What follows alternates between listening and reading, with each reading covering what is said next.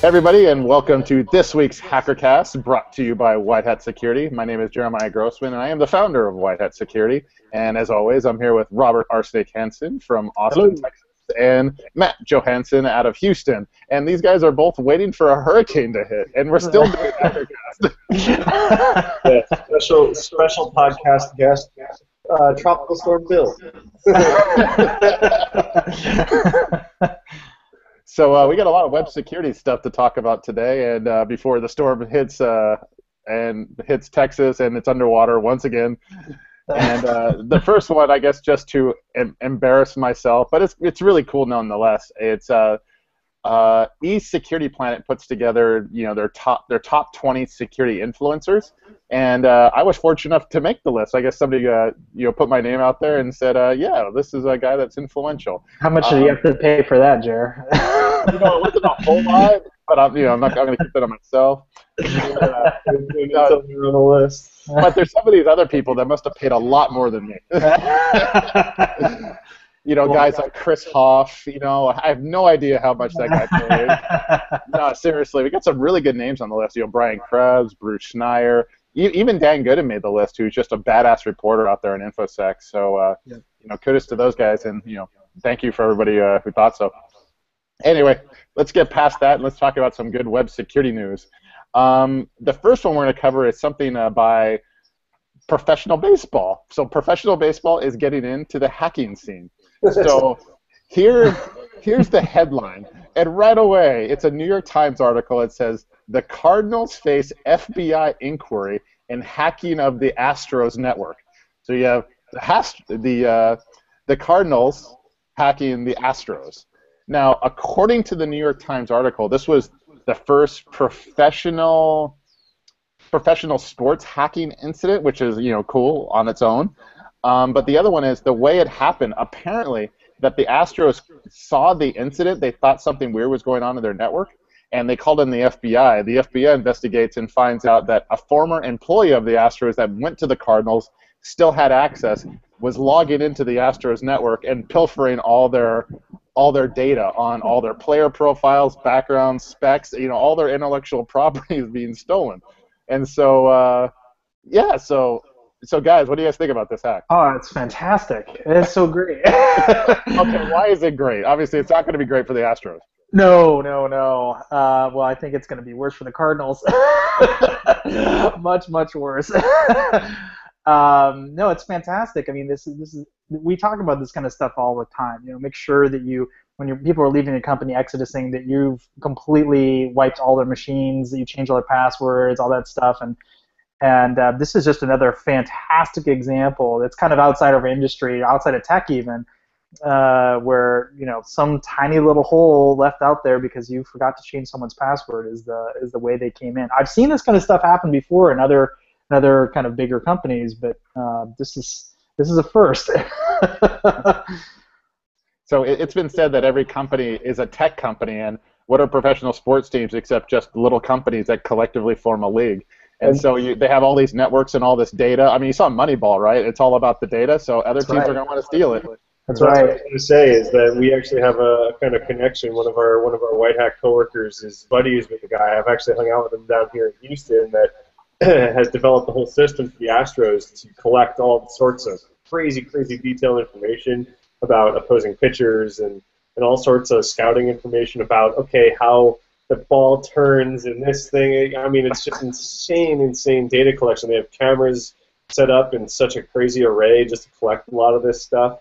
And it was this guy's data that the Cardinals were after, and he's mentioned in the article. So it's close to home. So here's the big question. I don't know how we can answer it, but how damaging do you think this hack was for the Astros? I mean, were they losing games as a result? And how helpful was it to the Cardinals? Were they able to win games and get better players? I mean, so what's the downside and upside? The Astros are losing plenty of games on their own. They don't need it. But in seriousness, I don't think this negatively impacts Houston, in just in terms of, they're paying this guy tons of money to collect this kind of information, which is potentially unique to them and their team and their ability to collect this information. And this former employee knew that. He probably went over to Cardinal and said, "Hey, we had this guy over there that had this crazy system to collect all sorts of really detailed information on opposing pitchers, and that would be really useful because we're playing that team, next week or whatever, right? So this is beneficial for them, or just helpful in general to mirror a system that you think works really well. If you think this crazy set of data points works really well, use it, and then you can leverage against teams that actually do matter, that you might actually have problems with. It's cool. I mean, this is great. This is perfect. Yeah. So it's kind of interesting. One of the things is that now the FBI is involved. Are they going to levy the Computer Fraud and Abuse Act against the Cardinals or the person who did it? Is this going to be a hacking case? Oh, I think it will. It'll be interesting to see who goes down for this one. Oh man, I mean, everybody's going to run for the hills because a CFAA indictment is not good. I mean, that's a serious federal offense. I mean, that's bad. Everyone who touched the data is potentially vulnerable to that. I mean, I think the penalty for cheating, betting on games, is probably going to be less than the CFAA. Oh yeah, totally. So this is going to be an interesting case. All right, let's move on to another hacking incident, and this one involves a piece of malware called Dooku or Dooku 2.0 and Kaspersky. And the part that was interesting about this particular case was their use of an SSL certificate. Robert was looking into this one, so it's more than just malware. Yeah, I mean, ultimately it is just malware, and I use the word "just" with big old bunny ears because this is pretty awesome work done by a nation state, almost certainly. But the part that I thought was particularly interesting was that it's not like that they just wrapped it in a self-signed certificate and sent it off to the races. They actually stole a certificate from Foxconn.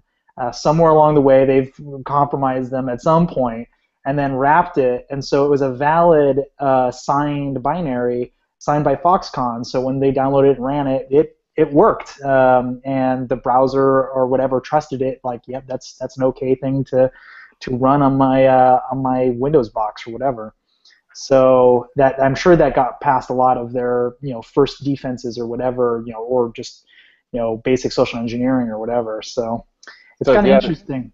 Yeah, this is what Kaspersky said. They got hacked, but nothing to see here. Move along, and they're probably right. The malware probably didn't get a whole much of anything, but Eugene Kaspersky took it upon himself to really be the front man of the incident and basically called the hack or the attempt silly.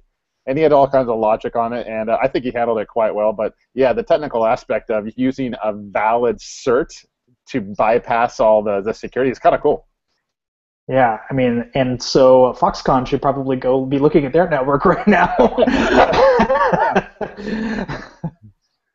All right, so we got some malware, got some FBI and pro baseball. Let's talk about ad blocking. And like we said on the last show, ad blocking is kind of the new antivirus. It's probably more effective than antivirus at this point. And while there's good options for ad blocking on laptops and normal PCs, ad blocking as a concept for the mobile platform has been tough because it's hard to add add-ons and things like that in a walled garden. It's not jailbroken. So Apple did something. So here's the headline. Apple's support for ad blocking will upend how the web works. And this was carried by Wired. So Robert, you're also looking at this one. So what's going on here? Yeah, now keep in mind the article itself is highly negative towards ad blocking. So you have to take that with a big grain of salt. But basically their point, which you can totally disagree with, as do I, is that this basically means that there will be no value at all in any sort of web-based interface for mobile apps.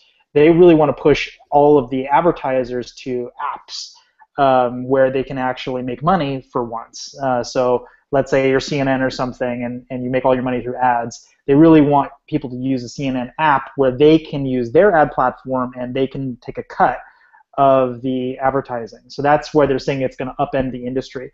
But really, I mean, that's consumers' choice, right? If they feel like using an app and getting ads or paying to get rid of those ads in the app or whatever, that is their choice. But they shouldn't be forced to see ads on just the normal web if that's something they want to stop seeing. I mean, the HTTP spec actually has it built in the priorities of the constituencies, where the constituent, in this case the user, the person actually using it, always takes precedence over whatever the other party wants and over the spec and all whatever.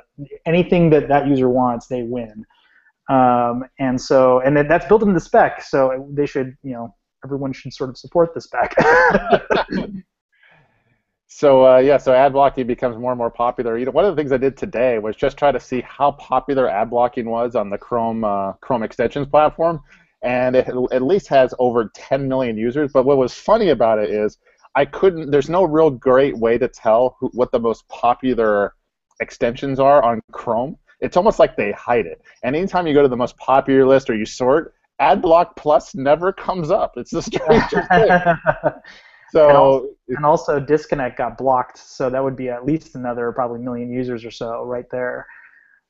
So that it could be a security thing, but actually I think it's more of an annoyance thing. Ads for most people are incredibly annoying, and users are voting with their bits. It's pretty much how it works.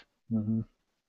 All right, and so now, okay, so we got Apple doing ad blocking support for the mobile platform. Then we got Microsoft putting out research that's doing something very different. There's a new research paper by Microsoft, so there's no real word if they're going to implement this in any product or anything like that, particularly their Spartan browser. Microsoft research paper considers serving web ads from your own computer. What is this research about? So the way the research paper sets up is when you do ad blocking, all ads, most ads are served from well-known hosts that do ad delivery, DoubleClick and things like that, and trackers. And so what the extensions do is they just block your computer from reaching out to those URLs or the host names and just cut it off, and that's how they do ad blocking. So what this research paper does is trying to get some system, maybe the browser, to serve up ads from localhost, your computer, so you can't block it. So this is a way to defeat ad blocking. I guess if you're an advertiser or maybe my advertising platform like Microsoft, this is a good idea, but this is terrible for users. Why would you want to serve up ads to yourself? You say it's terrible, but I can see why, from their perspective, this actually is not just profitable, but actually gets rid of a lot of the annoyance factor. It doesn't use a lot of bandwidth because you're not pulling it from the internet, perhaps as often or whatever. Doesn't hurt page load time because you're not, making DNS requests and TCP overhead and SSL if you over SSL connections or whatever.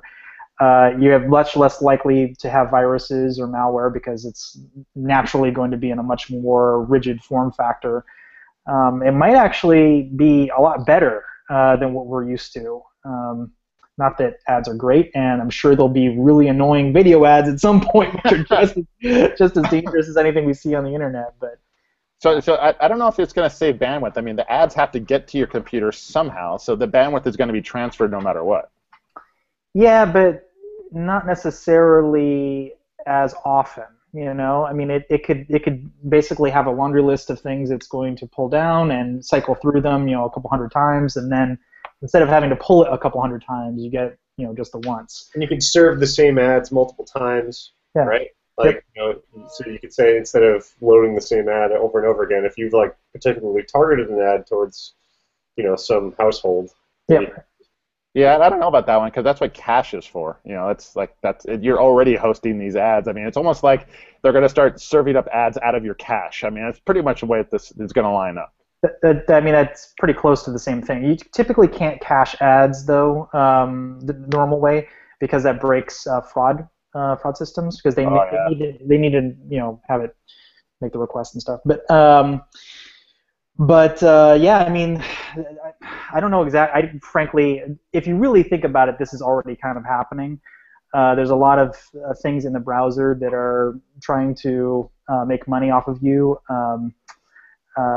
And by virtue of you using that platform, let's say Firefox, you get Yahoo first. Yahoo's getting paid money to be the first in the search rankings. So it's kind of already sort of happening. So I just had this idea. Is Chmod 000 a thing? Yeah, it's a thing.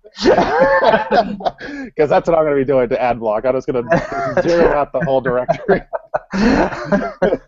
Watch your computer explode. Yeah. All right, and so we got another. Well, let's just go into this next story here. Matt was looking at this one. The headline's kind of funny. I guess this is what it comes out of Ars Technica. Ding dong, the witch is dead. Microsoft antivirus gets tough on the Ask toolbar. Now, anybody that has installed Java lately knows all about the Ask toolbar. So now, so Matt, what did Microsoft do here? Yeah, so that whole, if you don't uncheck this, you're stuck with this crap thing is finally over. The security community applauds it, and then we all start talking about it. Okay, so Microsoft's Malware Protection Center, they just released it, and it considers the newest versions of the Ask toolbar to be classified as unwanted software, which I think is the biggest understatement in the history of malware protection. So Microsoft Security Essentials, Security Scanner, what's the other one? Windows Defender. They all, if they detect it, they remove it. And they they actually classify it as a high threat to your PC. So we got Oracle, the owners of Java, and also the Ask toolbar. Microsoft just threw the gauntlet down and said, your software's done on our platform. Yeah. So Dan Gooden over at Ars, who wrote this article, actually did some digging and said, okay, well, what is it? Like, what is it about this toolbar that is finally, tipped? What was the tipping point here to classify it as this? And he looked at the list of criteria for determining what unwanted software means, and I kind of want to read this this list. It covers unwanted behavior, the delivery of unwanted advertising, a loss of user privacy, and input from end users and stuff like that about, okay, we don't want this. So I thought that was kind of interesting that privacy was mentioned as a factor here. A lot of things are going to go the way of the dodo if that's one of their criteria. I'm guessing it's got to be more than that. It's got to be more than that. You know what it probably is? It's how many customer service calls they get per week based on that software. Right there is, based on input from end users. Yeah, input meaning call volume. Yeah. How do we drop a couple $1 million worth of inbound phone calls per month? Exactly. I don't know. Let's just get rid of this software. It's kind of a good point. Oracle makes some really crappy software that somehow gets all over Microsoft's operating systems and end-user computers, and it ends up costing Microsoft support dollars. You can actually see their point of view in this case. Like, just delete it. We'll save ourselves millions and make customers happy. Yep. I mean, I would. Screw them. So we'll see how Oracle responds, but I got to think, other companies are looking at this and going, or Microsoft going, maybe we should do this to some other forms of software, maybe Java. Yeah, I would be unsurprised if Oracle didn't file a antitrust suit around this, though, because this definitely reeks of having undue powers or whatever. I mean, how are they supposed to compete in the marketplace if the big bad giant just nukes them? So I guess the other way so Microsoft must have done their homework on that, because they're all about antitrust. They're still they have still on that on the brain. But the other one is Microsoft doesn't have a competing Ask toolbar. So when you say antitrust, it's like anti-competitive, But they do have a very competitive search engine. Yeah, that's very fair enough. It depends which little box you click at the top and start typing in to start searching. Top one, Microsoft gets money. If you click the bottom one. Yeah. Yeah. So it's kind of funny. On one hand, they're blocking unwanted software, but now they're trying to circumvent through Microsoft's research. Maybe the person that did the research, no one knew what they were doing. They just put this out there or whatever. But now they're trying to defeat ad blocking, but at the same time they're making end users more secure. It's just kind of weird. Wacky. But such is the nature of InfoSec. So anyway, that's what's going on this week in the world of web security. And if you like what we're doing here, as always, please rate, please subscribe. We really appreciate it. And we will see you next time. Thanks, Matt. Thanks, Robert. Yeah. Bye, guys.